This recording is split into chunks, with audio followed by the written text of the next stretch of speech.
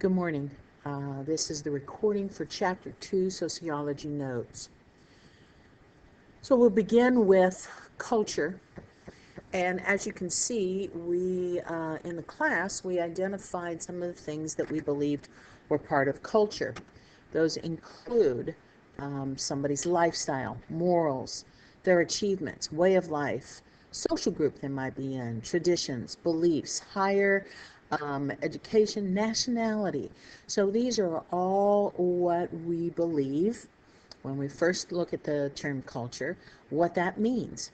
We're going to go in greater depth into that here. So let's move forward. So we're talking again, Chapter 2, which is cultural diversity, talking about how different cultures exist. All right, moving forward. This is our Chapter 2 targets.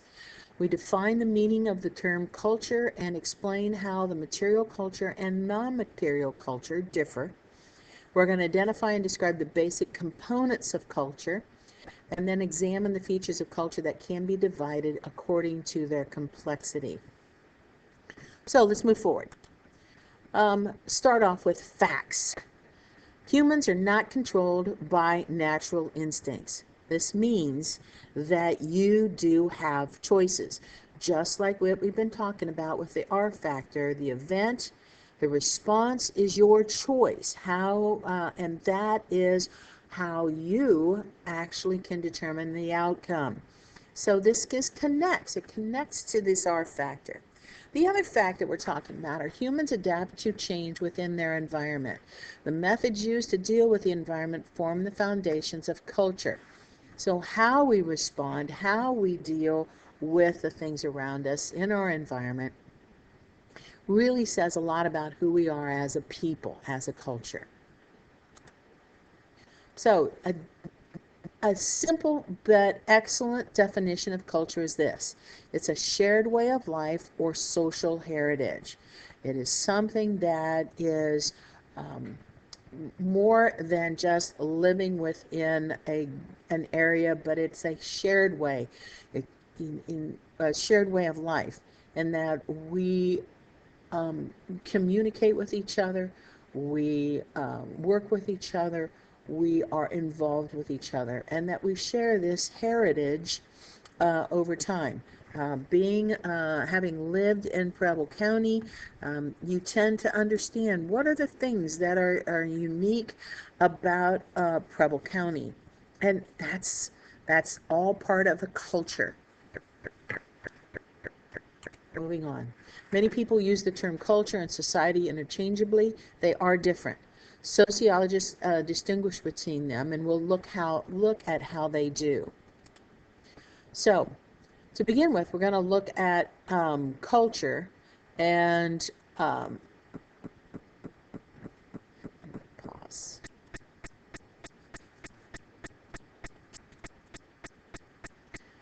Okay, sorry, I had to stop there real quick. All right, so we're looking at culture and the differences between culture and society. So the first thing we're going to look at is culture, and this has to do with things that exist within a culture. They can be non-material or material. Non-material is a way of thinking. It's the beliefs, the ideas, the values, and the ways of acting, dancing, shaking hands, and language. A perfect example of this that we are seeing in Preble County that hadn't been really a part of our culture before, or a part of our county before, is the Amish. And the fact that we have Amish moving in has added a new dimension to the Preble County culture. But we can see that right off there are some differences. The Amish has some very specific beliefs that are really very foreign to the way most of us believe, our ideas, our values. They're not bad. I don't want to ever mean that a different culture is bad, but rather just that they're different. They dress different. They believe things different. Their values are often very different. They certainly have different ways of acting and behaving. And then if we look at the material culture in particular, we can see some very physical differences, such as clothing and vehicles, the way they farm, the way they do laundry, any number of things that are different. They are still a part of society, which leads us right next to the very next thing. A society is people, and they interact in a defined territory, share a common culture, share feelings of unity. Um, and in a way, the Amish do belong to our society in that they interact in a defined territory in Preble County. They don't necessarily share a fully common culture, other than they are part of us in Preble County. And then whether they share a feeling of unity, of course, depends on them. They may or may not. But if you are talking about a society of people, they have these three things in common. They interact within a defined territory, share a common culture, share a feeling of unity. Okay, so the difference between the culture has to do with non-material and material features, how we think about things, the physical objects we use, and society is all about the people. Who are the people within the area, defined area, or common culture? Moving on. Now, components of culture have to do, and don't worry about, I didn't ask you to do a journal. I'm just looking at this. In fact, why don't I just do this? There we go. So components of culture have to do with the things that are part of who we are. So let's look at those specifically. Technology. Now, when I use this term, I am not talking about computers. Technology has a far broader meaning than just the internet or computers or being online or so on. All cultures, I mean, technology is all about the things that we use within a culture. Um, if you could see me right now, what I'd do would be grab a chair, and with that chair, how do I know how to sit on that chair? What are the right ways to sit on the chair? And according to our culture, you sit on a chair, you sit on the seat of a chair, your feet should be on the ground, you should be facing whoever it is that you need to face. I mean, there's some specific expectations, and in this case, we say rules for using those physical objects. That's the material. And many times those rules are unspoken. They're not necessarily written down. I don't know anywhere that there is a rule for how to sit in a chair. Maybe there is, but I certainly haven't ever seen that. Also, in addition to knowing how to use the physical objects, you have to have skill or knowledge of that particular object, and that's the non-material. The physical object is the material. Knowing how to use it and the skills required to use it, that's the non-material. And I'm going to go back to remind you, this has to do with non-material and material culture. All right, move forward again. All right, the next part is symbols. The use of symbols is basic to culture. Symbols are a very broad topic. Most of these are. Symbols are anything that can be used as a way of identifying a culture. Like the picture I have that you see is Lady Liberty, and of course the Statue of Liberty. And that is a symbol of the American culture. The flag is also a symbol of American culture. Um, uh, and we can use any number of different things as symbols. Like a dove is a symbol of peace. Um, let's see, uh, a uh, some sort of, trying to think of the symbol that identifies, like National Trail, the blazer. Blazer man is a symbol of National Trail. The turkey is a symbol of Thanksgiving and our culture. So on. There's all kinds of symbols, and they help define a culture. Turkey, we think of a turkey as Thanksgiving. Thanksgiving, and in turn, Thanksgiving is the beginning of our nation and our culture. So symbols play a big role in identifying who we are. Language. This is the most obvious aspect of any culture. It is the most easily recognizable, and it's used to express any ideas. And of course, we can often tell if there's somebody belongs to a different culture by simply listening to them.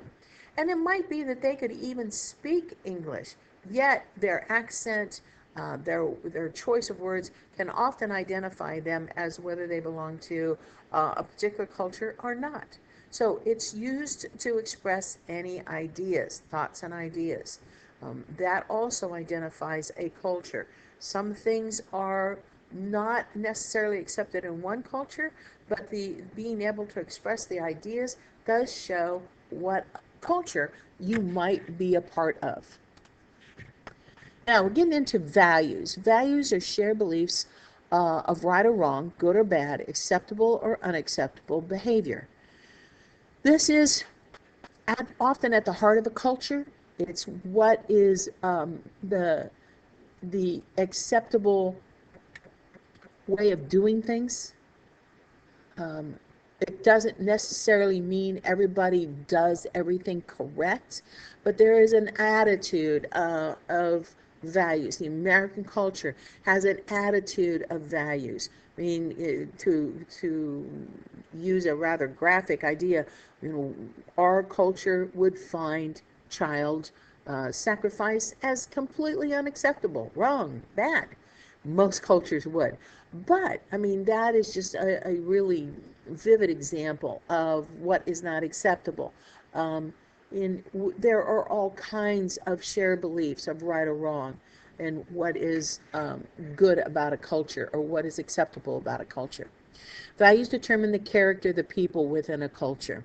If the culture it tends to be a violent culture, let's say like ISIS or Al Qaeda or any of the cultures that promote violence and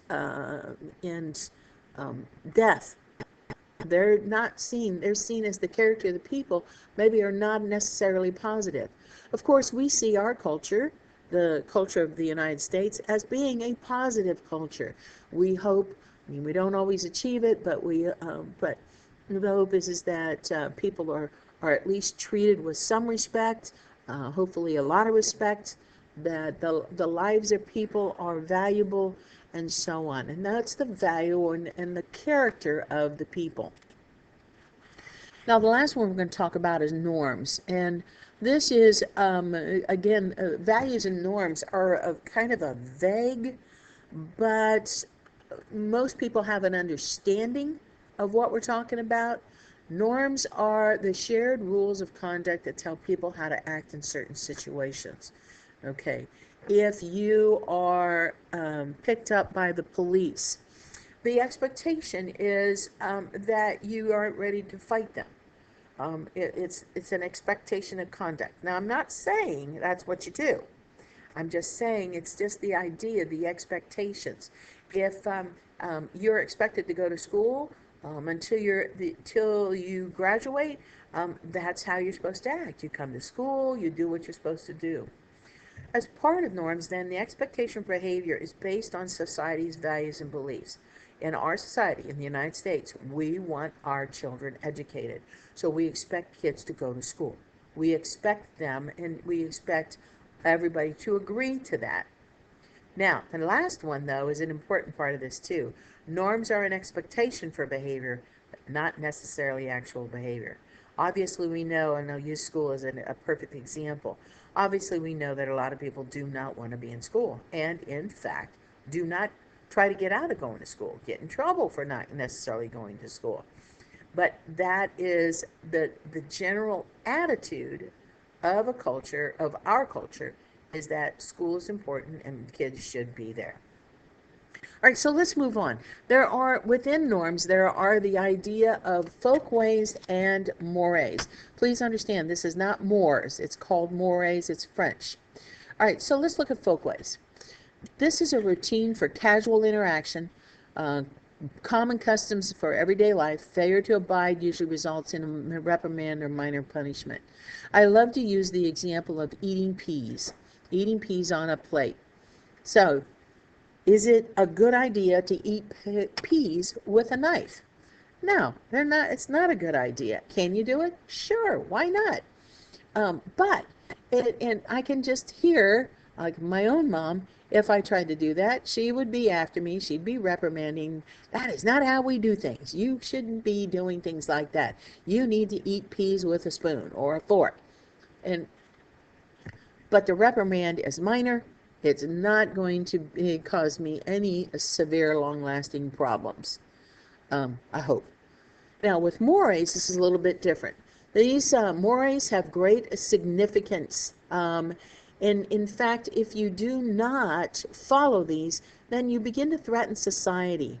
Like just the general idea that laws are to be obeyed.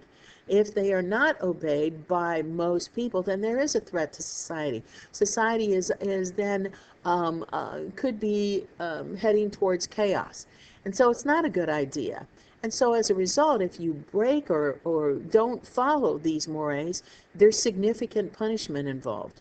And if you really get into looking at the serious mores, let's say murder, there are laws against that. And if you are murdering someone, and if there weren't, then our society would really become unstable. So these laws are essential to keep society stable and to be able to exist.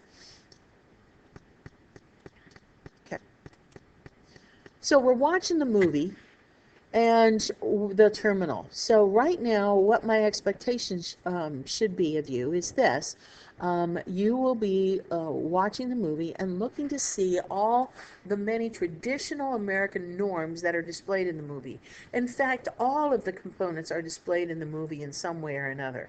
Your task while watching the videos is to note examples of these norms. So get a piece of paper out, have a pencil, and as you're watching, look for those norms, those things that people normally do as part of our culture. Include in your notes how they were displayed, who displayed them, and why. Choose at a minimum 8 norms. This will be part of a larger assignment that you do not need to do anything except make notes for yourself right now. So you don't have to do anything except keep a few notes. All right. And then I will explain more about this after the video is over with.